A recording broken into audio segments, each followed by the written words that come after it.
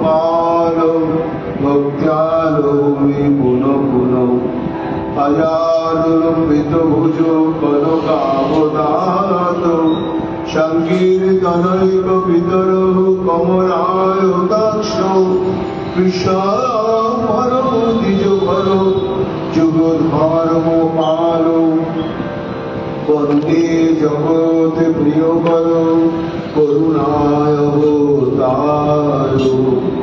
आनंद लीलामय विग्रहाय छवि सुंदराय तस्मै महाप्रेम रस प्रदाय चैतन्य चंद्राय नमो नमस्ते निरानन्दमिदं सर्वं प्रेमानन्द स्वदेकृतं येन तां सततं वन्दे नित्यानन्दं जगद्गुरुं श्रीअद्वैत नमस्तुभ्यं परिजन कृपानिधे गौरी प्रेम प्रदानाय श्री सीतापतये नमो नादिनी स्वरूपाय गौरांग सुहृदाय च भक्त शक्ति प्रदानाय गदाधर नमस्ते प्रणमामि श्रीवासं तमात्मक पंडितं मुदा श्रीगौरांग कृपापात्रं कीर्तनानंद पारसं गौरी प्रेम प्रदायैव सर्वत्र समदर्शिने नारायण सुताय च श्रीमन्नरहरये नमो विरामं मृगमलतिलकं कुन्दराक्रान्तकण्ठं कन्याक्षं कुम्भकण्ठं स्मेतशुभगमुखं सागरन्यस्तवेदो श्यामं शान्तं दिवङ्गं रविकरं वसनभूषितं भयजयन्त्यां वन्दे वृन्दावनस्तजुपतिशतकृतं ब्रह्मगोपालमीशम् नमो नवीननेत्राय वेणुबद्धविनोदिने राधाधर सुधापानं शालिने वनमालिने हे कृष्ण करुणा सिन्धु दीनबन्धु जगत्पते गोपेश गोपिकान्त राधाकान्त नमोस्तुते कृपां करोति वाचालं पङ्गुं लङ्घयते गिरिं यत्कृपातमहं वन्दे परमानन्दमाधवं तप्त काञ्चन गौराङ्गी राधे वृन्दावनेश्वरी वृषभानुसुते देवी तं नमामि बलिप्रिये महाभावस्वरूपातं कृष्ण प्रिया बलियोषि भक्तिप्रदे देवी राधिका तं नमामहं वन्दे नन्दव्रजस्त्रीणां तदोरुभिघ्नशं यशां बलिपतर्पितं पुनाते भुवनोत्तरम् चतुर्वदन ब्रह्मा दिवाहुर करो मुनि अभालोचन शंभुत भगवान पदरायणी यं प्रभजन्तमनुपेतमभेदकृतं दैपायन विरह कातरयजुहावो उद्धृतितनमयातयतरवयोभिनेदुस्तं सर्वभूतहृदयमुनिमानतस्तं तमादिदीपं करुणनिधानं तमालवदनं सीतावतारम् अपारो संसारसमुद्रशतं भजामहे श्रीभागवतस्वरूपं वंशाकल्पतरुभ्यश्च कृपासिन्धुभ्येव च पतितानां पावनेभ्यो वैष्णवेभ्यो नमो नमः जय रूप सनातन भट्ट रघुनाथ श्रीदेव गोपाल भट्ट दास দাসের পুনর ভক্তি ভরে বন্দি ছয় গোসাইয়ের চরণ যা হইতে বিঘ্নাশ অভিষ্ট পুনর জয় গৌর ভক্তবৃন্দ গৌর যাদের প্রাণ সবে মিলিত হয়ে বিদায় গৌর ভক্তি দান বিদায় গৌর বিদায় গৌর আর জয় গৌর জয় জয় জয় গৌর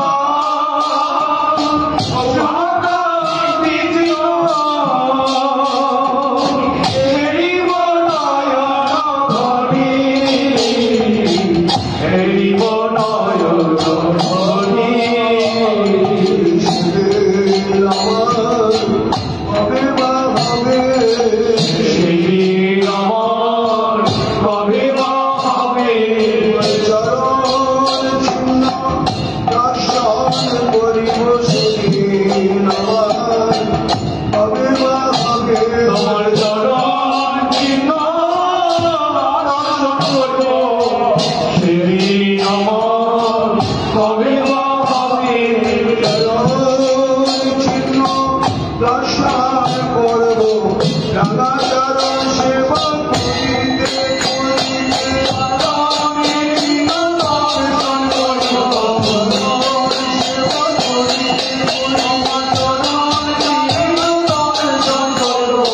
সেদিন আমার কবে বা হবে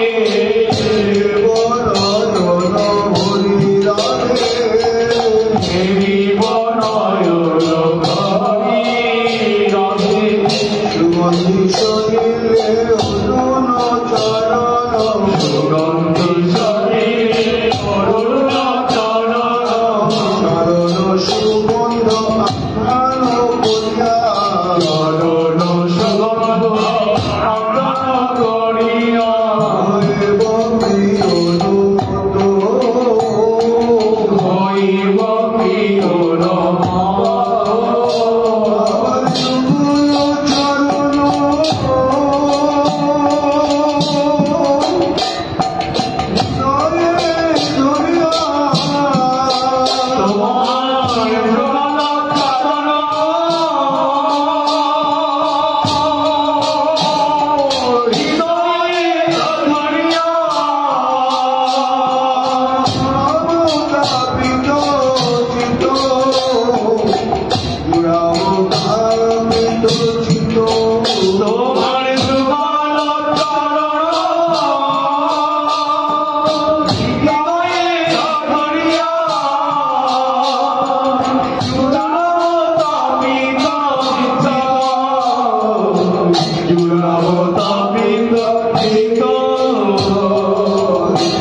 Krishna,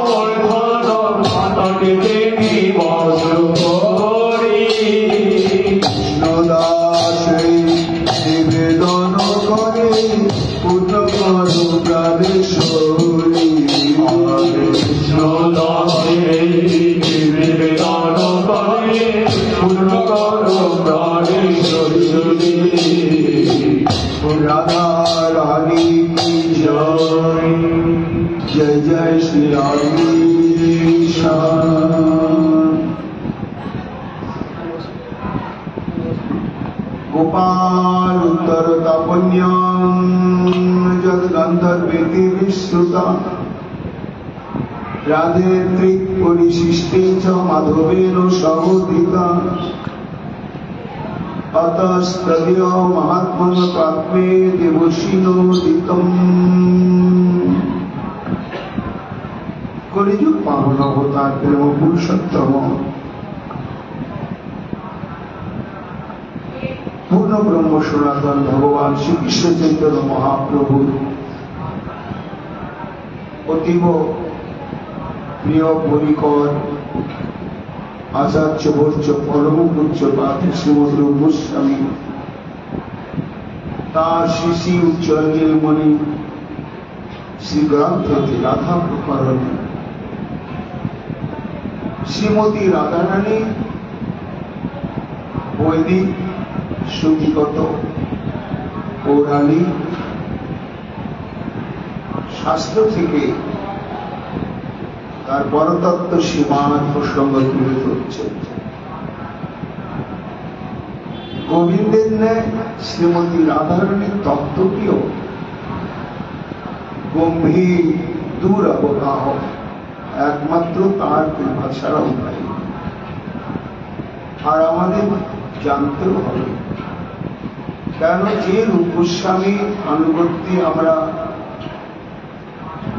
শ্রী নিত্যানন্দ মহাপ্রভুর সেবা সৌভাগ্য প্রাপ্ত হব, মধুর শ্রী নবদ্বীপে।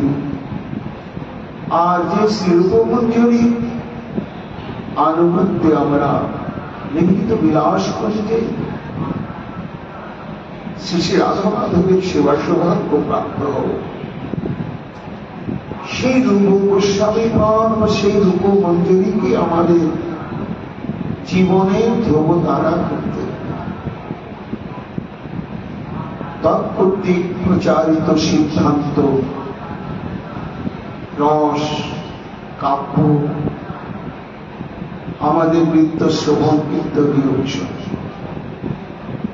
শ্রীমন মহাপ্রভু শক্তি সঞ্চার করে আমাদের কল্যাণের জন্য তাকে এই কর্মে নিয়োজিত করেছে। এই রূপমঞ্জরী রাধাগত প্রাণ। রাধা নিষ্ঠা যত গাঢ় হবে, রূপমঞ্জরীর তত কৃপা দৃষ্টি বর্ষিত হবে। আবার রূপমঞ্জরী পদে কৃপা যত গভীর ভাবে বর্ষিত হবে ভজনানন্দী মহাত্মাগণের উপরে, তত তত রাধা স্বরূপ মাধুর্য লীলা স্ফুরণ করবে।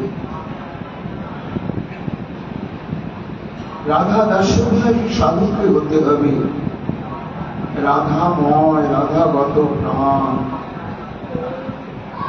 পূজ্যপাদ প্রবোধানন্দ সরস্বতী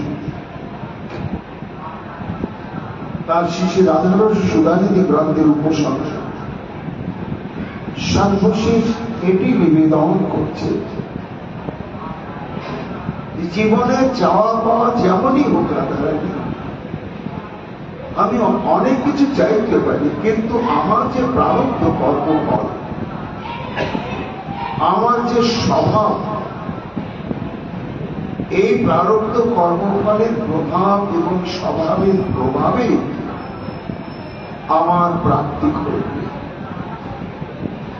সেই স্বভাবকে যদি আমি পরিবর্তন করতে সক্ষম না হই, তাহলে অন্তিমে সেই স্বভাবই আমার উপরে প্রভাব বিস্তার করে আমাকে আবার ওই কর্মফল ভোগের দিকেই নিয়ে যায়। তাহলে সব কি ব্যর্থ হবে? না, সব ব্যর্থ হবে না। সরস্বতী বা সেটি বলছে যে আমি নরক প্রারব্ধ কর্মফল ভোগের চাতুরময় বুঝি, রাধা নিষ্ঠার পরাকাষ্ঠা। যত্র যত্র মম জন্ম কর্মভি, আমার কোটি কোটি জন্মের কৃত কর্মের যে প্রভাব, সেই প্রভাব অনুসারেই তো আমার জন্ম আবার হবে। এবং সেই কর্ম হচ্ছে তিন প্রকার। এক সৎকর্ম, এক অসৎকর্ম, আর এক হচ্ছে সৎ অসৎ মিশ্র কর্ম। সৎ কর্ম যদি কিছু করে থাকি, শুভ কর্ম করে থাকি, পুণ্য কর্ম করে থাকি, তাহলে সেই শুভ কর্মের পরিণাম কি হবে? শেষ স্বর্গ? না না, তার চাইতে যদি আমার শুভ কর্মের কিছু আরো মাহাত্ম অধিক হয়, তাহলে পরমে পদে অর্থাৎ বৈকুণ্ঠ পর্যন্ত গতি হতে পারে। সমস্ত প্রকার বেদে ঘোষিত যত শুভ কর্মের কথা বলা হয়েছে, সেই শুভ কর্মগুলো যদি আমরা করি, তাহলে আমাদের গতি বৈকুণ্ঠ পর্যন্ত হতে পারে। আর মিশ্র কর্মফলের প্রভাব স্বর্গাদি হতে পারে, এবং অসৎ কর্মের প্রভাব নরকে হতে পারে। তাহলে যদি নরকেই যায়, যদি স্বর্গাদির স্থানেতেই যায়, কিংবা শুভ কর্মের চরম প্রাপ্তি সর্বৈশ্বর্যাত্মক কুণ্ঠাবিহীন ধাম হচ্ছে বৈকুণ্ঠ, সেখানেই যদি যায়, রাধারানী আমি তার জন্য কুণ্ঠিত নয়, তার জন্য ভীত নয়, তার জন্য সন্ত্রস্ত নয়, তার জন্য দুঃখীও নয়। তবে কি চাইছ তুমি? না রাধিকার অতি নিকুঞ্জ মণ্ডলী তত্র তত্র হৃদি মে বিরাজ। অর্থাৎ নরকে যাব, যেতেই হবে। অসৎ কর্ম করেছি, নরক ভোগ করতেই হবে। তা নরক ভোগটা তো হবে, সেখানে জমদেহ নামক একটা দেহ তৈরি হবে, আর সেই দেহের উপরে অত্যাচার উৎপীড়নের যাতনাটা ভোগ করে জীবের মন। এইভাবে নরকের দণ্ড বা শাস্তি তাকে ভোগ করতে হয়। রাধার নিষ্ঠ ভক্ত কি কামনা করছে? হে রাধারানী, তোমার যদি কিঙ্করী হওয়ার যোগ্যতা আমাকে তুমি না দাও, বা আমার কর্মকর্মসারে যদি আমি না পেয়ে থাকি, দুঃখ নাই। আমি নরকে থাকি, সেখানে আমার সেই জম দেহ প্রাপ্ত দেহতে যতই যাতনা আসুক, রাধিকার অতি নিকুঞ্জ মণ্ডলী তত্র তত্র হৃদয়ে বিরাজিত। আমার মানুষ বৃন্দাবনে সর্বদাই যেন হে রাধারানী, তুমি তোমার প্রীতম মাধবকে নিয়ে নিরন্তর বিহার করছো, এই স্মরণ মরণে যেন আমার চিত্ত সর্বতভাবে নিবিষ্ট থাকে। যদি নরকে থাকি, তাতে আমার কষ্ট। পরম পদে অর্থাৎ বৈকুণ্ঠ ধামে যদি অবস্থান করি, সেখানে তো রয়েছে অনন্ত ঐশ্বর্য। সে অনন্ত ঐশ্বর্যের মধ্যেও একটা যাতনা, কেননা সেখানে রাগ ভক্তি নেই। বিধি ভক্তি প্রিয় স্থান হচ্ছে বৈকুণ্ঠ ধাম। সেখানে উন্নত উজ্জ্বল রসাত্মক ভক্তি প্রকাশ নেই। কিন্তু রাধে, আমার যদি সৎ কর্মানুষ্ঠানের পরিণামে সেই বৈকুণ্ঠ ধাম আমি প্রাপ্ত হয়ে যাই, সেখানে যেন রাধার অতি নিকুঞ্জ। এই হচ্ছে রাধা নিষ্ঠ ভক্তের ঐকান্তিক অভিলাষ। যেমন অবস্থায়, যেমন জন্মে, যেখানে যে অবস্থাতেই থাকি, নিরন্তর যেন রাধা ভাবনাময় হয়ে থাকতে। সেই ভাবনা অন্তরে রেখাপাত অবিচ্ছেদ। কর্ম বিপাকে স্বর্গে কি নরকে যখন যেথায় থাকি, রাধার অতি কেলি নিকুঞ্জ মণ্ডলী যেন হৃদয়ে বিরাজিত দেখি হৃদয় বন্ধু। আর কিছু চাই না। রূপ গোস্বামী পাদ বলছে ভক্তগণ, এই রাধা ভক্তগণের সাজানো রাধা নয়, এ বেদের রহস্যময় তত্ত্ব বিশেষ। কেননা বেদের কোন তত্ত্ব প্রকাশিত হয়েছে শ্রুতি শাস্ত্রে। সেই শ্রুতি শাস্ত্রে পরমা প্রকৃতিকে অনুভব করে তার পরিচয় সম্পর্কে ঘোষণা করা আছে। কি গোপালোত্তর তাপন্যান যার গান্ধর্বেতে শ্রুতা, সেখানে রাধারানীকে গান্ধর্বিকা বা গান্ধর্বা বলে কীর্তিত হয়েছে বা ঘোষণা করা হয়েছে। ঋগ্বেদের যে পরিশিষ্ট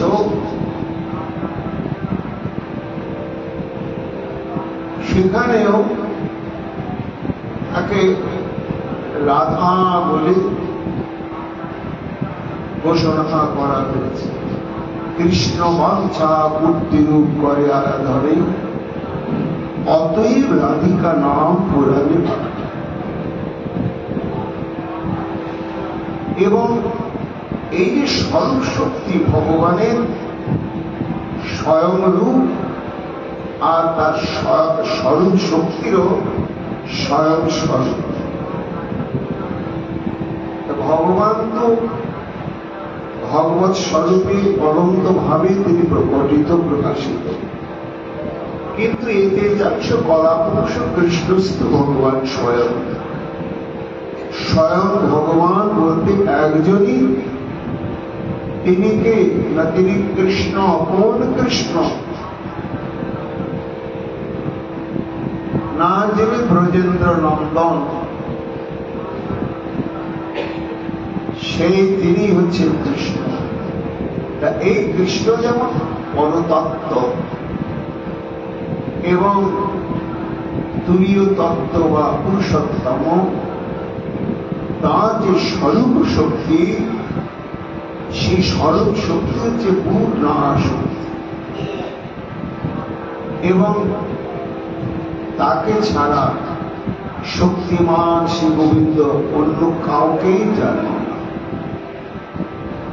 তাই অতস্ততীয় মাহাত্ম্য রূপ গোস্বামী পাদ বলছেন, অতএব এই যে গান্ধর্বা এবং রাধা বলে যাকে শ্রুতি এবং ঋক পরিশিষ্ট ঘোষণা করলে, তিনি কে না, তিনি হচ্ছেন একমাত্র শ্রী গোবিন্দের সর্বাপেক্ষা প্রিয়তমা স্বরূপ শক্তি বিশেষ।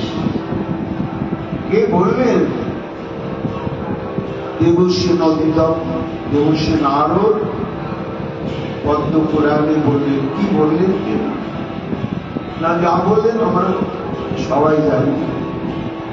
যথা রাধা প্রিয় বিষ্ণু স্তস্য কুণ্ডল প্রিয় তথা সর্বগোপীষু সেবৈকা বিষ্ণু দত্ত বল্লভা। এখানে এই শ্লোকে আগে শ্রীমতী রাধারানী প্রিয়ত্বের কথায় ঘোষণা করা হয়েছে। দেবশ্রীপাদ বলছে পদ্ম পুরাণে যে আমার শ্রী গোবিন্দের বহু বহু স্বভাব বিশিষ্ট স্বরূপ শক্তি রয়েছে, কিন্তু তার মধ্যে সর্বশ্রেষ্ঠ এবং যার সঙ্গে কৃষ্ণের সম্বন্ধটি কেমন না, মৃগমদ তার বন্ধ জয়ছে অবিচ্ছেদ অগ্নি জ্বালাতে জয়ছে নাই কোনো, এক হয়েও এক নয়। অবিচ্ছিন্ন সম্পর্ক। এইখানে যদি মৃগমদ থাকে তো গোবর্ধন তত্ত্বে তার গন্ধ পাওয়া যাবে না, এখানেই পাওয়া যাবে। তাহলে তার উৎস যে মৃগমদ এবং তার যে বৈশিষ্ট্য গুণ গন্ধ সেটি তারা সংযুক্তই থাকে। অর্থাৎ গন্ধ পেলেই বুঝতে হবে যে তাই গৌর হরিবোল নিতাই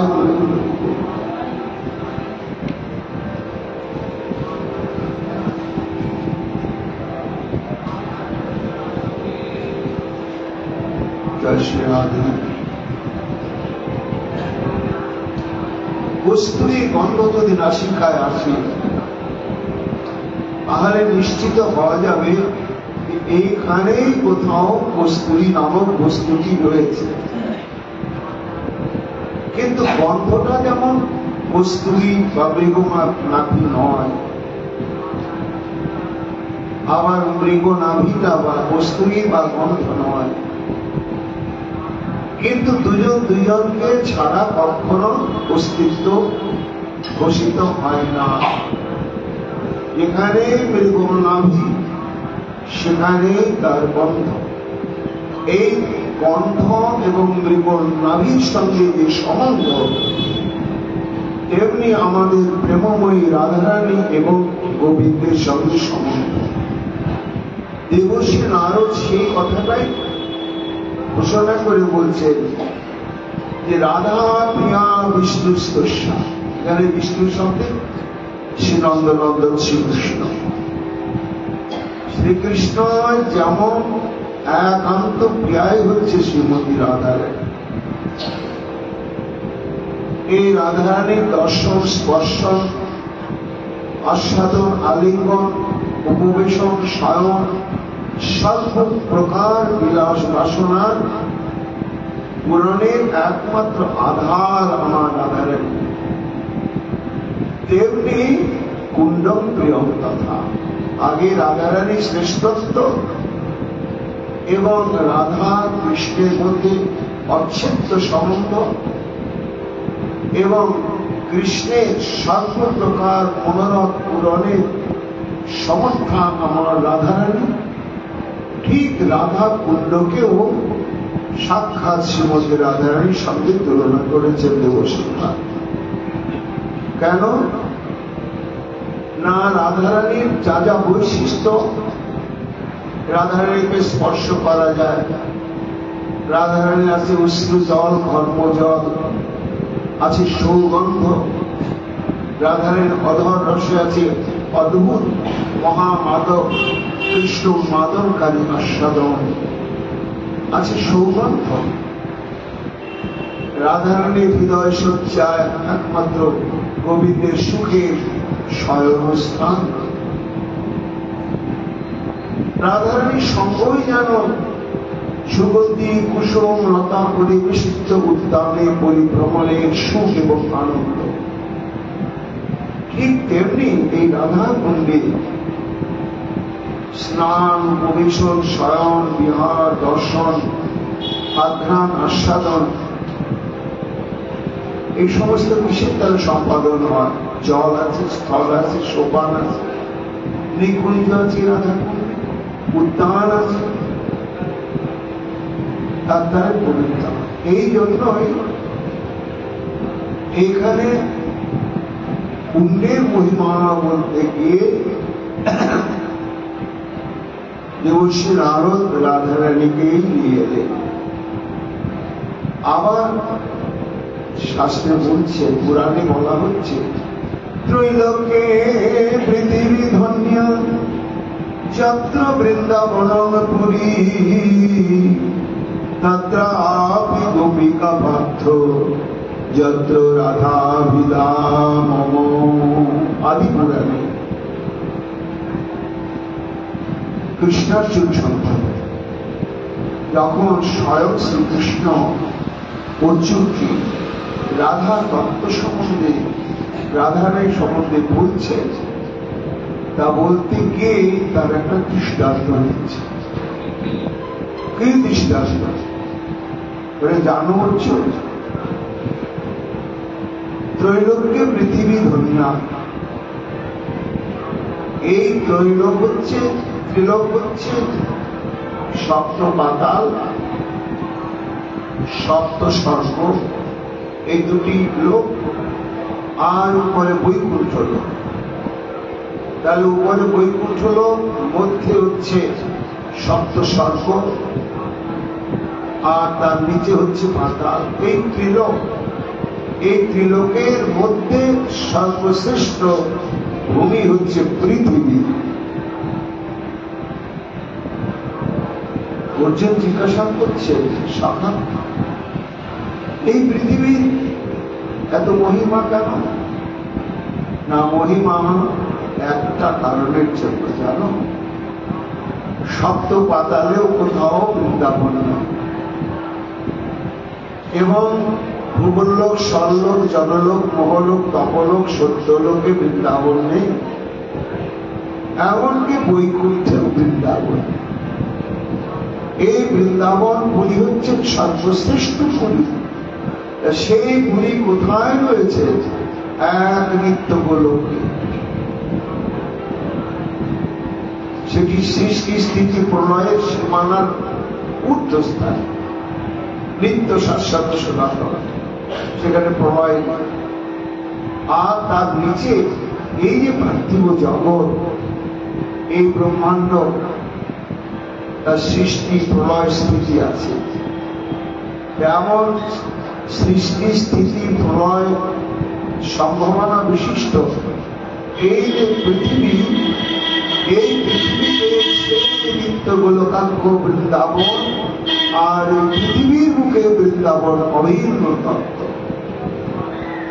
দেখো, তাহলে ত্রিলোকের মধ্যে একমাত্র সেই বৃন্দাবন, যে বৃন্দাবন ছাড়া আমার উন্নত উজ্জ্বল রসাত্মক এই লীলা কখনো সুসম্পূর্ণ সম্ভব নয়।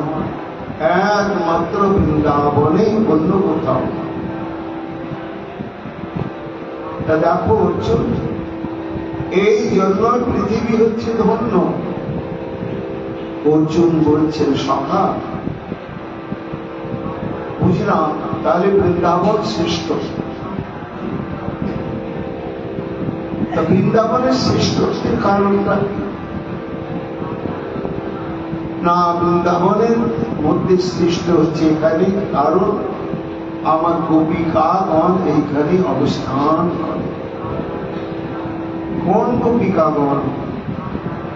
যে গোপিকাগণকে নিয়ে আমি প্রতিদিন নক্তলীলায়, সাধ্বলীলা, মুকুটমণি মহারাজ লীলা নিত্য আস্বাদন করে থাকি। অর্জুন, সেই গোপিকাগণ এই ব্রজমণ্ডলে অবস্থান করেন বলেই বৃন্দাবনের শ্রেষ্ঠত্ব, আর পৃথিবীর বুকে বৃন্দাবন আছে বলে পৃথিবীর শ্রেষ্ঠত্ব। অর্জুন বলছে, তাহলে এই গোপিকাগণে তোমার শ্রেষ্ঠ নায়িকা? বলে, না না, গোপিকাগণের আবার শ্রেষ্ঠত্ব একজন আর উপরে নির্ভরশীল। সে কে?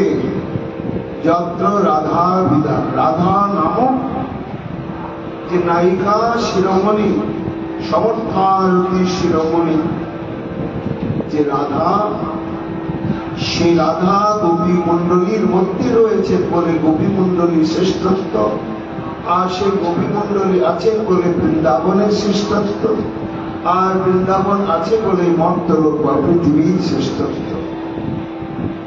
রূপ গোস্বামী পাঠ হচ্ছে, ভক্তগণ, তাহলে এটি আমাদের যুক্তি, তর্ক এবং অনুভূতির দ্বারা সিদ্ধান্তকৃত নয়।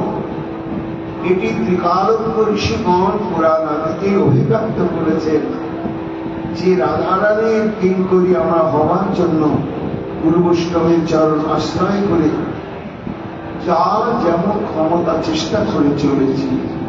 সে রাধা কত বিশাল, বিভু, অসীম, অনন্ত। এর তাত্ত্বিক একটা রূপ আছে। এই ভক্তগণ, কি রূপ?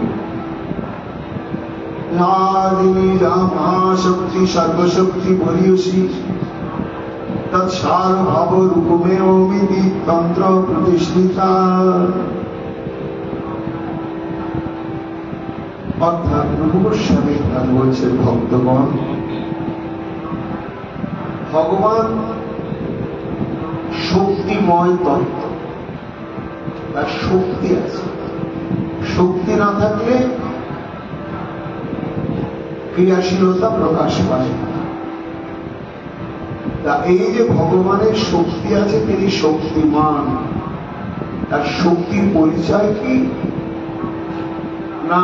শক্তির পরিচয় হচ্ছে তিন প্রকার শক্তি। আশ্রয় তত্ত্ব হচ্ছেন ভগবান শ্রীকৃষ্ণ। সেই তিন প্রকার শক্তির পরিচয় হচ্ছে কি না? একটি হচ্ছে স্বরূপ শক্তি বা চিৎ শক্তি, আর একটি হচ্ছে তটস্থ শক্তি, আর একটি হচ্ছে বহিরঙ্গা, যার নাম মায়া শক্তি। মায়া শক্তির দ্বারা ভগবান শিক্ষা সৃষ্টি বাসনা পরিপূরণ করেন বহিরঙ্গা মায়া শক্তির দ্বারা, আর মায়া শক্তির দ্বারা জীবকে পরিচালিত করে থাকে। এই জন্য এই শক্তির এক নাম হচ্ছে মায়া। যখন সৃষ্টি কাজে ব্যস্ত থাকেন তার নাম হয় গুণমায়া, আর যখন জীবকে পরিচালিত করেন তখন তার নাম হয় যোগমায়া। এরপরে ভগবানের একটি শক্তি রয়েছে, তার নাম তটস্থ শক্তি। এই তটস্থ শক্তি হচ্ছে জীবশক্তি।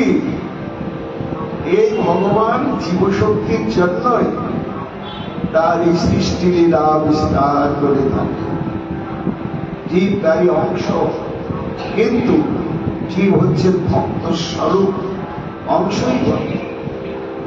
তার গোবিন্দের যে সচ্চিদ আনন্দ স্বরূপের মাধুর্য আস্বাদনের যোগ্যতাটা এনে দেওয়ার জন্যই ভক্তের প্রকাশ। তাই এটা জীবশক্তি। আর একটি শক্তির নাম হচ্ছে চিৎ শক্তি বা স্বরূপ শক্তি। আবার এই স্বরূপ শক্তির আবার তিনটি অবস্থা। যেহেতু ভগবান সৎস্বরূপ, চিৎ স্বরূপ এবং আনন্দ স্বরূপ। সৎস্বরূপ কেন না? যখন কিচ্ছু থাকবে না তখনও তিনি থাকবেন। এখন যে পরিদৃশ্যমান জগৎ আছে এখনো তিনি আছেন, এবং ভবিষ্যতেও তিনি থাকবেন। যে সত্তা অবিকৃত অবস্থায় ভূত ভবিষ্যৎ বর্তমান ত্রিকালে অবস্থান করেন তাকে বলা হয় সৎ। আর তিনি চিৎ, তার স্নেহ মায়া মমতা বিবেক কৃপা দয়া অনুভূতি সহ আছে। জড় নয়, তিনি হচ্ছেন চিৎ শক্তি। আর তার তৃতীয় বৈশিষ্ট্য কি না? তিনি হচ্ছেন আনন্দ স্বরূপ। আনন্দ স্বরূপ কেমন? আনন্দ স্বরূপ মানে নিজে আনন্দ স্বরূপ, তার নামে আনন্দ, তার লীলায় আনন্দ, তার স্মরণে আনন্দ, তার সেবায় আনন্দ, তার পরিক্রমায় আনন্দ। একেবারে সর্বত্র সর্বাবস্থায় তিনি আনন্দ স্বরূপ। তাহলে সৎস্বরূপ ভগবান, তার থেকে একটা শক্তির প্রকাশ। আর চিৎ স্বরূপ ভগবান, তার থেকে একটা শক্তির প্রকাশ। আনন্দ স্বরূপ ভগবান, তার থেকে একটা শক্তির প্রকাশ। স্বরূপ ভগবান থেকে যে শক্তির প্রকাশ, সেই শক্তির নাম হচ্ছে সঞ্জীবনী শক্তি। এই সঞ্জীবনী শক্তির দ্বারা পিতা মাতা শয্যা আসন আর এসব হয় শুদ্ধ শব্দের অধিকার। এই যে পিতার উদরে যে মাতার গর্ভে ভগবান আবির্ভূত হবেন, এরা সঞ্জীবনী শক্তির প্রকাশ। বস্ত্র অলঙ্কার, যে বিছানায় শয়ন করবে, যে ধামে যতদূর পর্যন্ত যে ধামে ভগবান উচ্চারণ করবেন সেখানকার যে মাটি, এটা হচ্ছে শক্তিরই ঘনীভূত অবস্থা। এই তারপরে তিনি সঙ্গীত স্বরূপ ভগবানের একটা শক্তির নাম হচ্ছে সঙ্গীত। এই সঙ্গীতের বৈশিষ্ট্য কি না, কৃষ্ণে ভগবত্তা জ্ঞান সঙ্গীতের সার, ব্রহ্ম জ্ঞানাদি তার পরিমাণ। এই সঙ্গীত শক্তি ভগবানের মধ্যে আছে বলে ভগবান নিজে বুঝতে পারেন যে আমি ভগবান। আর যখন ভক্ত ভজন করতে শুরু করে তখন ওই শক্তির দ্বারা ভগবান তখন নিজের স্বরূপটা তার অন্তঃকরণে জাগিয়ে দেয়। যে সঙ্গীত শক্তির দ্বারা ভগবান নিজে বোঝেন আমি ভগবান, এবং জ্ঞানাচ্ছন্ন জীবের অন্তরেও ভগবত তত্ত্বের উদয় করার যে শক্তির দ্বারা, তার নাম হচ্ছে সঙ্গীত শক্তি। আর তৃতীয় হচ্ছেন তিনি আনন্দ স্বরূপ ভগবান। এই আনন্দ স্বরূপ ভগবানের যে শক্তি, সেই শক্তির নাম হচ্ছে লাদিনী শক্তি। লাদিনী যা মহাশক্তিকে মহাশক্তি বলা হয়েছে, সাধারণ শক্তি নয়। বলি না না, শুধু মহাশক্তি নয়, সর্বশক্তি বলিয়সী। সমস্ত প্রকার জীবশক্তি, মায়া শক্তি, যত প্রকার শক্তির মধ্যে সর্বশ্রেষ্ঠ শক্তি হচ্ছে রাধাদেবী শক্তি। তাহলে রাধাদেবী শক্তির সঙ্গে রাধারানীর সম্পর্কটা কি করে এলো না, তৎসার ভাব রূপে অমিতি তন্ত্র প্রতিষ্ঠা। অর্থাৎ এর খুব প্রাঞ্জল অনুবাদ করলেন আমাদের কবিরাজ গোস্বামী পাদ।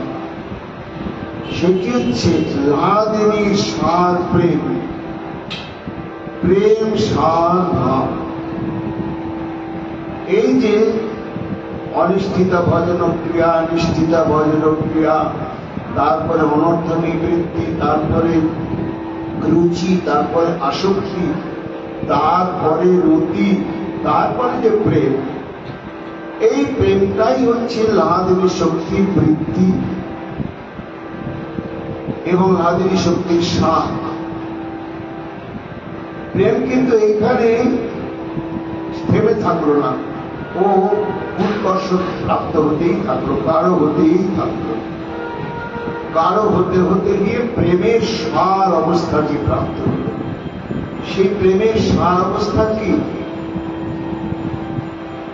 না, প্রেম ক্রমে বাড়ি হয়, স্নেহ মান প্রণয়, রাগ অনুরাগ মহাভাব অবধি হয়।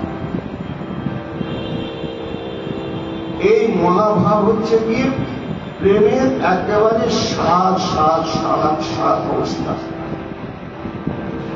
এইবার কবিরাজ গোস্বামী মান বলেন না, লাদিনী সার প্রেম, প্রেম ভাব সার, ভাবের পরম কাষ্ঠা নাম মহাভাব। মহাভাব স্বরূপা শ্রী রাধা ঠাকুরানী সর্বগুণ খনি সর্বকান্তা ছিল।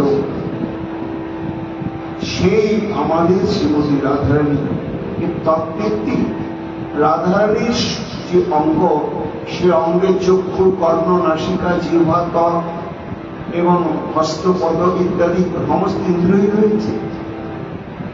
আবার বাহ্যিক দৃষ্টিতে মানবের শরীরে যেমন রস, রক্ত, অস্থি, মজ্জা ইত্যাদি থাকে, তো রাধারানীর দেহ ওই রকমের মনে হচ্ছে, কিন্তু জীবের দেহের যে উপাদান ওই মতো হলেও রাধারানীর দেহের উপাদান তা নয়। কি না, রাধারানীর দেহের রস, রক্ত, অস্থি, মজ্জা যা কিছু সবই মহাভাব নামক এক মহা দুর্লভ উপাদানের দ্বারা গঠিত। এই জন্যই তাকে বলা হচ্ছে মহাভাব স্বরূপিণী। এই হচ্ছে রাধারানীর বৈশিষ্ট্য, যা তন্ত্রশাস্ত্র ঘোষণা করেছে। সেই রাধারানী এলেন ধরাধামে। কেন এলেন না, ওই যে কৃষ্ণ বাঞ্ছা প্রতিরূপ করে আরাধনা, গোবিন্দের অন্তরে বাসনা জাগল, মম বিষয়ে গোপীগণ উপপতি ভাবে যোগমায়া করিবে তা আপন স্বভাব। এই পরকীয়া ভাবে প্রেমের রসনির্যাস আস্বাদনের বাসনা। আর বাসনা কি না, বহু কান্তানে আমি বলি বলিহার। তা নিত্য গোলকাক্ষ বৃন্দাবনে সেখানে পরকীয়াটি প্রচ্ছন্ন সক্রিয়াই প্রধান। সেখানে স্বরূপ শক্তি রাধা প্রভৃতির এই সংসার। তাই সংসারের মধ্যে প্রেমের উচ্ছ্বাস নেই। কেন না, প্রেম যতক্ষণ পর্যন্ত পরকীয়া ভাবকে আশ্রয় না করবে ততক্ষণ পর্যন্ত অনন্ত অনন্ত আস্বাদ্য বৈচিত্র্যে প্রকাশিত হবে না। তাই রাধা গোবিন্দের যে পরকীয়া, এটা তথাকথিত সমাজের নিন্দিত পরকীয়া নয়। এটাই এই পরকীয়াটার একটা তাত্ত্বিক পরিভাষা। পরকীয়া ভাবকে আশ্রয় করে যোগমায়া প্রভাবে। যোগমায়া দেবীকে বললে, যাও তুমি সবাইকে এই প্রতীতি জন্মিয়ে দেবে যে আমি তাদের কাছে পরপুরুষ, আর আমাকেও তুমি এই প্রতীতি জন্মাবে মা, যেন আমার প্রতীতি হয় ওরা আমার কাছে পরনারী। তা তখন রাধারানীকে বললেন, রাধে আমি তো তোমাকে নিয়ে এক অভিনব লীলা বিলাস আস্বাদনের বাসনা ইচ্ছা করেছি। এ বধূ সংসুন্দর কি বাসনা বলো না, আমরা সৃষ্টি বুঝে মত্ত লোকের ভৌম বৃন্দাবনে রক্ত বংশে করা নরদেহে নর জন্মে নর জীবনে আমরা জন্ম পরিগ্রহ করব। এবং তুমি যে আমার, আমি যে তোমার, এই সম্বন্ধটি সেখানে প্রচ্ছন্ন থাকবে।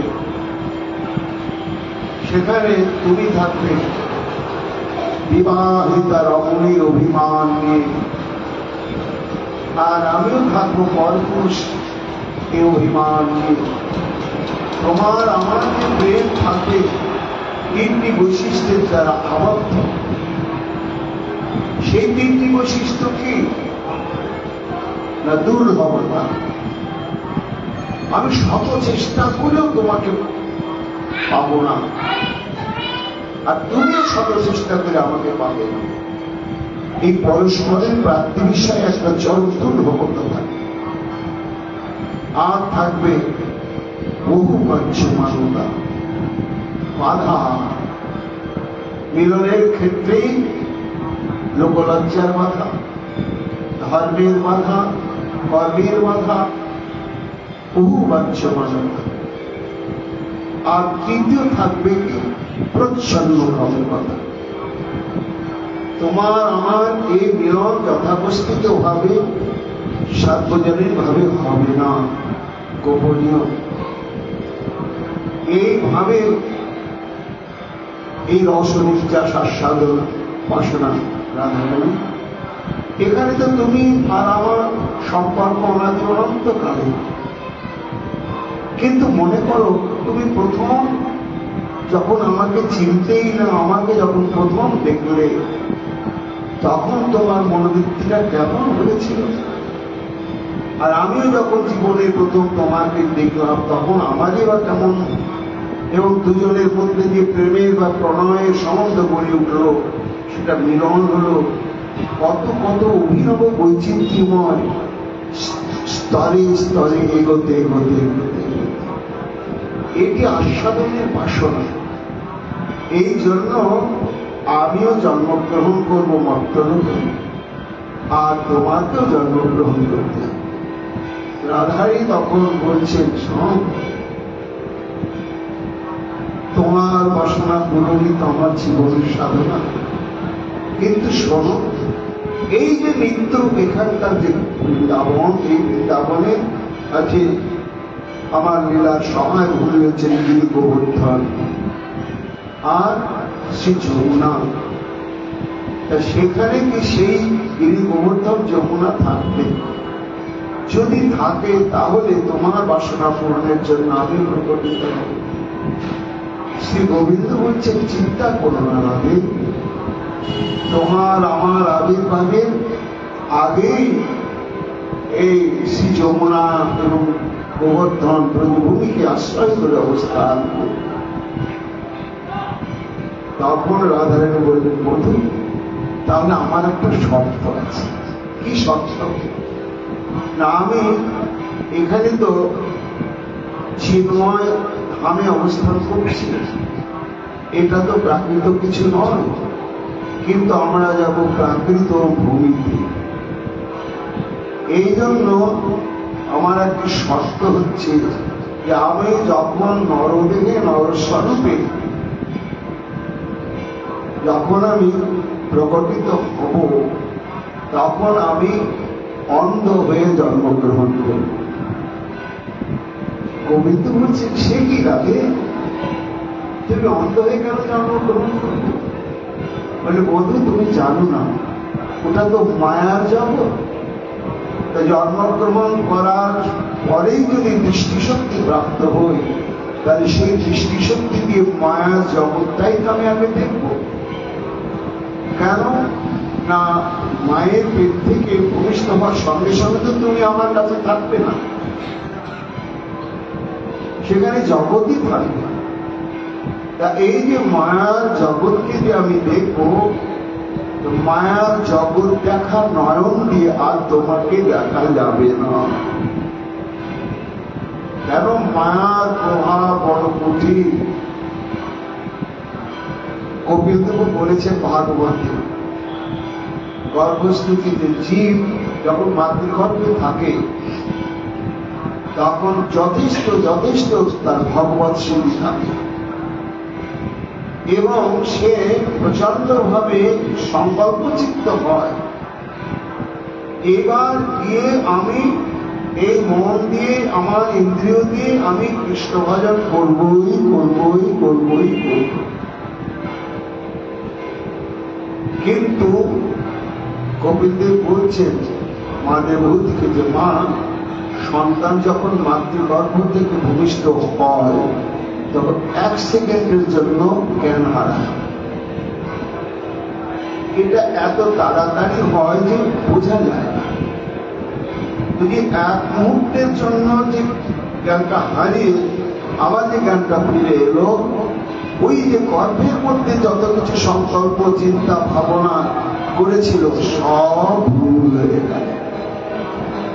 ভুল হয়ে গিয়ে যে চেতনাটা ফিরে এলো, সেই চেতনাটা হচ্ছে মায়ের ব্রহ্মাণ্ডের প্রভাবে প্রভাবান্বিত চেতনা।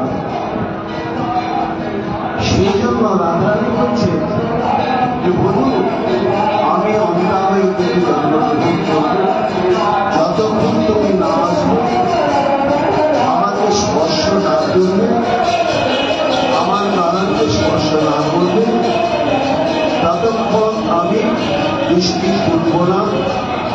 তোমাকে দর্শন করার পরে যদি জগৎ দেখি, তাহলে কৃষ্ণ দেখা নয়ন দিয়ে জগৎময় আমি গোবিন্দই দেখব।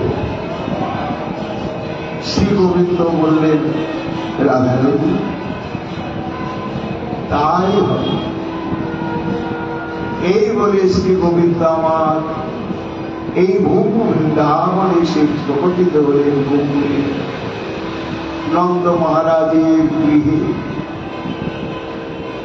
এই সমস্ত রসতত্ত্বের সন্ধান কারা যায়? যারা একেবারে ভগবৎগত প্রাণ, তাদের মধ্যে অন্যতম হচ্ছেন দেবর্ষি নারদ। ভগবান যখন ভৌম লীলায় অবতীর্ণ হলেন, তখন দেবর্ষি নারদ এবার পৃথিবীর বুকে সে খুঁজছে, কোথায় আমার প্রভু নরলীলায় কেমন রূপে অবতীর্ণ হলেন, কেমন তার রূপ হলো, কেমন স্বভাব হলো। তারপরে জানতে পারলেন যে হ্যাঁ, মথুরা মন্ডলে গোকুলে গোপরাজ নন্দগৃহে তিনি আবির্ভূত হয়েছে। ঘুরতে ঘুরতে ঘুরতে ঘুরতে নন্দালয়ে উপস্থিত হয়ে দেবর্ষি নারদ সর্বজন পরিচিত বিদিত। নন্দ মহারাজ স্বাগত জানিয়ে যথাবিহিত ভাবে পূজা সৎকার আদি সুসম্পন্ন করলেন।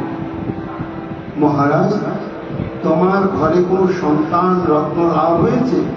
হ্যাঁ দেবর্ষি, হ্যাঁ দেবর্ষি। আসুন আসুন, আপনার আশীর্বাদ আমার বিশেষ দরকার আছে। নন্দ মহারাজ নিয়ে গেলেন অন্তঃপুরে। এইবার দেবর্ষি নারদ প্রভুকে দেখেই চিনতে পারেন এবং মুক্ত দৃষ্টিতে তাকিয়ে রইলেন। একটা 2-4 দিন বয়সের ভূমিষ্ঠ হওয়ার সন্তানের যে স্বভাব, যে আকৃতি, যে ক্রন্দন, যে হাত পা ছড়ার ভঙ্গিমা, একেবারে নিখুঁত। কিন্তু তিনি কে? ইনি তো স্বয়ং ভগবান। কিন্তু কি অদ্ভুত প্রভু, তুমি এমন নরশিশুর স্বভাবটাকে অনুকরণ করেছ যে তোমাকে কেউ চিনতেই পারবে। দেবর্ষি নারদ ওই অবস্থাতেই স্তুতি নতি করলেন। করার পরে চিন্তা করলেন, বৃন্দাবন পরিভ্রমণ করতে করতে করতে করতে মনে হলো অশ্য কান্তা ভগবতী লক্ষ্মী নারায়ণে বড় বিধায় গোপিকা রূপ ক্রীড়ার্থম সার্বধর্মম। তাহলে নিশ্চয় আমার প্রভু অন্য হৃদয় বল্লভা সেই পরমা প্রকৃতি ভগবতী লক্ষ্মী স্বরূপা দেবীও নিশ্চয় কোথাও জন্মগ্রহণ করেছে। অবশ্য অবতীর্ণ ভবিষ্যৎ সংসার কোথাও না কোথাও অবতীর্ণ হয়েছে। তাহলে আমাকে সেটা অনুসন্ধান করতেই হবে। তামহং বিচ্ছিন্নমত্ত গেহে গেহে আমি এখন তাহলে বৃন্দাবনের সব গোয়ালপাড়া ঘরে ঘরে গিয়ে সন্ধান করি যে সেই প্রভু এলেন। কোন প্রভু? যে প্রভু রাধারানী দাস। এই বলে যখন 11 ব্রজবাসী ঘরে গিয়ে উপস্থিত হলে, মণিবর জ্ঞানী ব্রজবাসী নাম রবি বিষাদিথি ভূত্বা বিষ্ণু বুদ্ধা সুপূজিত।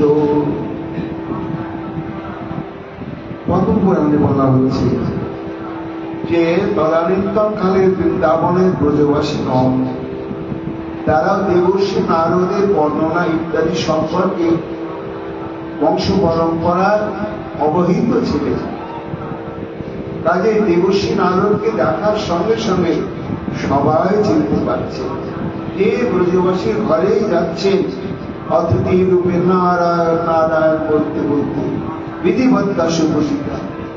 তখন সেই ব্রজবাসী অতিথি হচ্ছে নারায়ণ স্বরূপ। সাধারণ রক্তে মাংসে গড়া কোন ব্যক্তি বিশেষ যদি অতিথি নারায়ণ স্বরূপ হয় আর সাক্ষাৎ দেবর্ষি নারদ, তিনি তো হবে। তখন তাকে যথাবিহিত ভাবে সেবা পরিচর্যা করে স্তুতিরতি করতে লাগলেন সব্রজবাসীরা। এবং দেবর্ষি নারদ একটা অদ্ভুত জিনিস অনুভব করলেন। কি? সদৃশং বল্লভাদিনাং রতিরন্ধসুতে পরম দৃষ্ট মুনিবর সর্বান মনসা প্রমামহ। এই যে গোকুলে মহারাজ নন্দের গৃহে যে নন্দনন্দন জন্মগ্রহণ করেছে, ব্রজবাসীর ঘরে ঘরেও পুত্রকন্যা জন্মগ্রহণ করেছে হয়তো, কিন্তু করলেও নিজের ঔরসজাত বা গর্ভজাত সন্তান সন্ততিকে নিয়ে এদের কোনো কথা নাই, আলোচনা নাই, কিছুই নাই। এদের সারাদিনের আলোচনার বিষয় হচ্ছে নন্দনন্দনকে। নন্দনন্দনের প্রতি এদের এত গাঢ় অনুরাগ, এত প্রেম দর্শন করে দেবর্ষি নারদ মুক্ত হয়ে গেলেন, অভিভূত হয়ে গেলেন। এবং তিনি মনে মনে মনসা প্রণমামহ, কারণ সেই সমস্ত কৃষ্ণ অনুরাগী, কৃষ্ণ নিষ্ঠাপরায়ণ সব প্রিয়বাসীদেরকে বারবার মনে মনে তিনি প্রণাম নিবেদন করতে লাগলেন। করতে করতে করতে করতে করতে গিয়ে উপস্থিত হলেন রামের গ্রামে। প্রবেশে তত ধীমনন্দ সক্ষর মাহাত্মন কস্যচিৎ গোপভজ্জস্য ভালো নাম্ন গৃহং মহৎ। তখন দেবর্ষি নারদ এই গ্রাম ও গ্রাম এই পাড়া ও পাড়া করতে করতে করতে করতে গিয়ে পরম ধীমান দেবর্ষি নারদ বৃষভানু মহারাজের দিকে গিয়ে উপনীত হলেন। যে উপনীত হলেন নারায়ণ নারায়ণ বলতে বলতে, তখন বৃষভানু বাবা তো চিনতে পারলেন ইনি দেবর্ষি নারদ। উচ্ছিত বিধিবত্তে সভ্যপৃচ্ছন মহামনা সাধ তমসী বিখ্যাত ধর্মনিষ্ঠ দয়াভূমি। বৃষভানু বাবাও যথাবিহিত ভাবে দেবর্ষি নারদী পুজো পাঠ মাল্য চন্দনে বিভূষিত করা এবং প্রসাদী নৈবেদ্যাদি প্রদান করে তাকে আপ্যায়ন করা। অভিভূত হয়ে গেলেন দেবর্ষি নারদ। তার সাধু কৃত্যের জন্য তাকে সম্বোধন করলেন, এই সাধু তুমি যথার্থ ধর্মনিষ্ঠ এবং তবাহন ধন ধান্যাদি সংবেদনশক্তি মহাবয়। এই জগতে ভাগ্যবান কারা? প্রথম ভাগ্যবান যার বিত্ত বৈভব আছে, দারিদ্রতার কষাঘাতে যাকে জর্জরিত হতে হয় না এবং সৎকর্মাদি সুসম্পন্নের জন্য যাকে দুর্ভাবনায় পড়তে হয় না, এইরকম ধন সম্পদ যার থাকে, ধনী, সে এক ভাগ্যবান। আবার তার যদি পুত্র কন্যা না থাকে তাহলে মহাধনী হলেও তার আবার একটু দুঃখ থাকে। সেই জন্য সৌভাগ্যটার পরিপূর্ণতা লাভ করে যদি সন্তান জন্মগ্রহণ করে, সন্ততি জন্মগ্রহণ করে। তাই দেবর্ষি নারদ মহারাজ বৃষভানুকে বলছে, মহারাজ তুমি ধন ধান্যাদি ইত্যাদিতে তো সমৃদ্ধ, তা এইবার সেই ভাগ্যের চরম প্রাপ্তির সীমা হচ্ছে সৎপুত্র সৎকন্যা প্রাপ্তি। তা কচ্চিত্তে যোগ্য পুত্রাস্তি কন্যা বা শুভ লক্ষণা। হে মহারাজ, তোমার ঘরে কি কোনো পুত্র জন্মগ্রহণ করেছে কিংবা কোন সুলক্ষণা কন্যার জন্ম হয়েছে? যে পুত্র এবং কন্যার জন্যই কীর্তি অখিলং লোক প্রাপ্য ভবিষ্যৎ, সারা ব্রহ্মাণ্ডে তোমার অক্ষয় কীর্তি ঘোষিত হবে। তখন ইত্যুক্ত মুনি বলছেন, ভানু রানীন পুত্রকম মহাতেজস্বী দীপ্ত নারদ আজ্ঞা পাদয়। তখন মহারাজ বৃষভানু শ্রীরামকে জ্যেষ্ঠ হচ্ছে শ্রীরাম নিয়ে এসে দেবর্ষি নারদকে প্রণাম করেন। দেবর্ষি নারদ শ্রীরামের রূপে অঙ্গ প্রত্যঙ্গের মাধুর্যে একেবারে বিমুগ্ধ হয়ে গেল। সত্য সুলক্ষণ এবং প্রাকৃত জগতের কোন বালকের মধ্যে এই সমস্ত গুণ দেখা যায় না। স্থির থাকতে পারলেন না, তখন সমাশ্লিষ্ট বাহুবান। তখন বৃষভানু বাবাকে জড়িয়ে ধরে বললেন, মহারাজ মহারাজ তুমি মহাভাগ্যবান। আহা, এই কেন পুত্র রত্নকে তুমি লাভ করেছ? যেন আমি আমার এই দিব্যদৃষ্টিকে অনুভব করছি। অয়ং শিশুস্তে ভূমিতা শশাকা রামকৃষ্ণ বৃহস্পতি দাভ্যাং চ রাত্রিম দিন অদকৃত। তোমার এই মহাভাগ্যবান শক্তিশালী এবং অপ্রাকৃত চিন্ময় সত্তা সম্পন্ন পুত্রটি শ্রীকৃষ্ণ এবং বলরামের অন্তরঙ্গ সভারূপে পরিণত হবে এবং দিবানিশি অতন্ত্রিত ভাবে তাদের সঙ্গে লীলা সহায়তা করবে। শুনে বিশ্বভানু বাবা আনন্দিত হলেন। এইভাবে অনেক আশীর্বাদ করে যেতে নিয়েছে দেবশ্রী নারদ। যদাগন্ত মনুষ্যকে ততইব ভালো হল।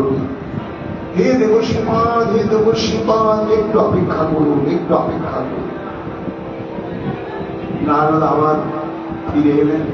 বলো মহারাজ, একাশটি পুত্রিকা দেবপত্ন আমার পুত্রকে দর্শন করলেন তো, একে আমি নিয়ে এসে প্রণাম করালাম। কিন্তু হে দেবশ্রীপাদ, আমার ঘরে একটি কন্যা আছে। এই কন্যাটির রূপ হচ্ছে দেবপত্নীগণের ন্যায় এবং কনীয় শিশুরস্য। যে বালককে যে প্রণাম করালাম, এই বালকের ছোট হচ্ছে আমার সেই কন্যা। কিন্তু দেবশ্রী জরান্ধ বধির আকৃতি, আমার এটা অনিষ্ট।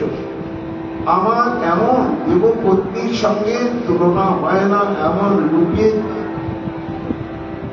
সমুদ্র। সে কন্যাটি জড়বুদ্ধি সম্পন্ন, বধির, কানে শুনতে পায় না, আর অন্ধ।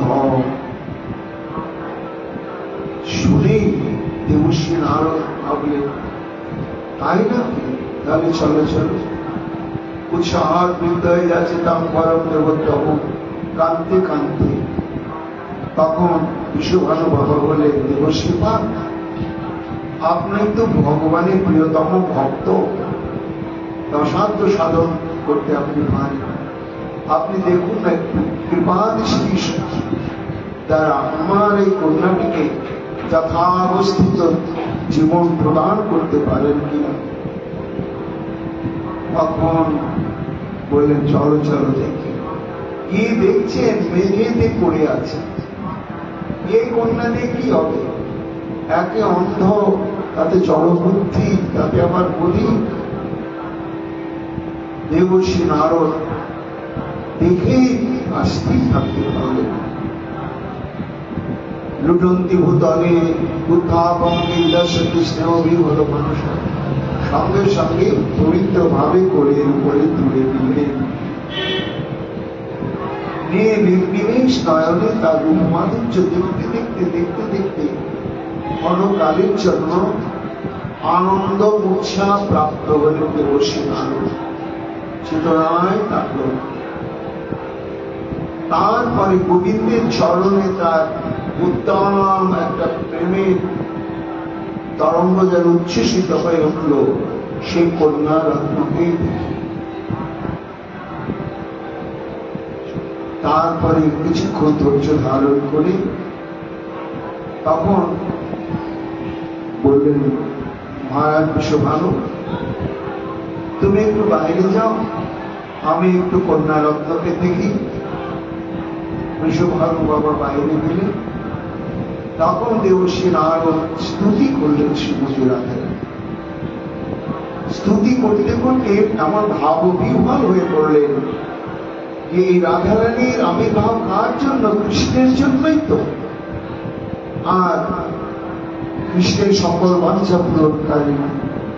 তাই তখন রাধারানী স্তুতি করতে করতে রাধারানীর সঙ্গে দেবশ্রী নারদ গোবিন্দের স্তুতি করতে লাগলেন।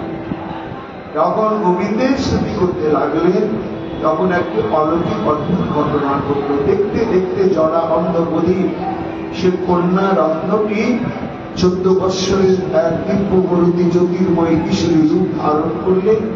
জয় জয় রাধা রানী জয়। এবং সঙ্গে সঙ্গে ললিতা, বিশাখা, অষ্টসখী তারা মূর্তিমতী হয়ে এসে বেষ্টন করে দাঁড়াল।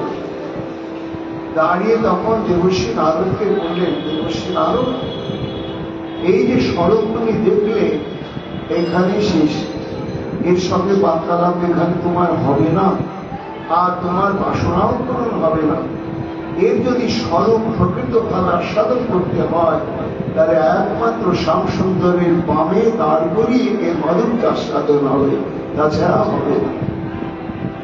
তা এই কুসুম সরোবরের নিকটে অশোকলতা কুঞ্জ রয়েছে। সে অশোকলতার কুঞ্জেতে মধ্যরাত্রিতে তুমি যদি কখনো সেখানে আসতে পারো, তাহলে সেখানে তার দুর্লভ দর্শন লাভ হবে। এই বলে আবার তার অন্তর্ধান করলেন। দেবর্ষি নারদ আবার সেই স্বরূপ প্রাপ্ত কন্যাকে নিয়ে বিশ্বভানুভাবকে ডাকলেন। তার তত্ত্ব অনুভব হল। তা বললেন, মহারাজ, তুমি পৃথিবীর মুখে ধরলাম, তুমি অতি সাবধানের সন্তান বলে তোমার এই কন্যা রত্নকে রক্ষা করবে। এর পরবর্তী প্রসঙ্গ, এ কথাটা তো গোপন থাকলো না, গ্রামের গ্রাম থেকে ছড়াতে ছড়াতে গোকুলে গিয়ে পৌঁছালো। তখন যশোদা শুনতে পেলেন যে আমার সখী কীর্তিদা একটা জন্মান্ত কন্যা জন্ম দিয়েছে আর তার জন্য কাঁদছে। তখন যাবার জন্য ব্যস্ত হয়ে গেলেন। কৃষ্ণ উসপুস করছে মায়ের সঙ্গে যাবার জন্য। বাল্য অবস্থা নিয়ে গেলেন। নিয়ে গিয়ে তা ওইখানে মেঝেতে ফেলে রাখা আছে কন্যা রত্নটিকে, আর কাঁদছেন কীর্তিদা দেবী। মা তখন যশোমতী তখন কীর্তিদাকে সান্ত্বনা দিচ্ছে। কি করবে বলো, মানুষের কোনো হাত নেই।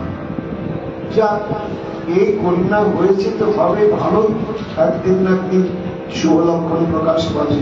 আর একে দেখে মনে হচ্ছে এ কোনো মহাপুরুষের ঘরণই হবে। দুই মাতে কথোপকথন করছে। তখন মায়ের কোলেতে করি জননীরে ভয় করি ভাবনা করো এর মনে মনে। গোবিন্দ আর স্থির থাকতে পারছে না রাধারানীকে দেখে। সেই গোলক থেকে ছাড়াছাড়ি এতদিন পরে, কিন্তু মায়ের সামনে বাৎসল্য প্রেম আর এখানে সিঙ্গারসে কি করে মিলন। হঠাৎ মনে হয়ে গেল, ও বালক স্বভাব আছে দোষরও দেখিলে কাছে হামাগুড়ি যায় তার মানে। আমি তখন শিশু, আর শিশু ধর্ম আছে। আর একটা বাচ্চাকে দেখলে যতই আছে না হোক, ও তার কাছে গিয়ে যাবে, গিয়ে দুরকম ভাব প্রকাশ করবে। এক হচ্ছে প্রেম ভাব, তাকে আদর করবে, চুমু করবে, আর না হলে শত্রু ভাব, কামচাবে, হয়তো থাপ্পড় মারবে, এরকম। বালক স্বভাব আছে দোষরা দেখে পাচ্ছে হামাগুড়ি যায় তার পানি। গোবিন্দ বলে, আমি তখন শিশু, তাহলে শিশুর স্বভাব নিয়ে তো আমি যেতে পারি, এতে তো কারো মনে সন্দেহ জানবে না। তখন গোবিন্দ আমার উসপুস করছেন। মা বলছে, কোন থেকে নামবি, যা যা, কোথায় যাবি যা। হামাগুড়ি দিয়ে ধীরে ধীরে ধীরে ধীরে যেখানে উত্থান লম্বিত ভাবে রাধারানী আছে সেখানে উপস্থিত হলেন।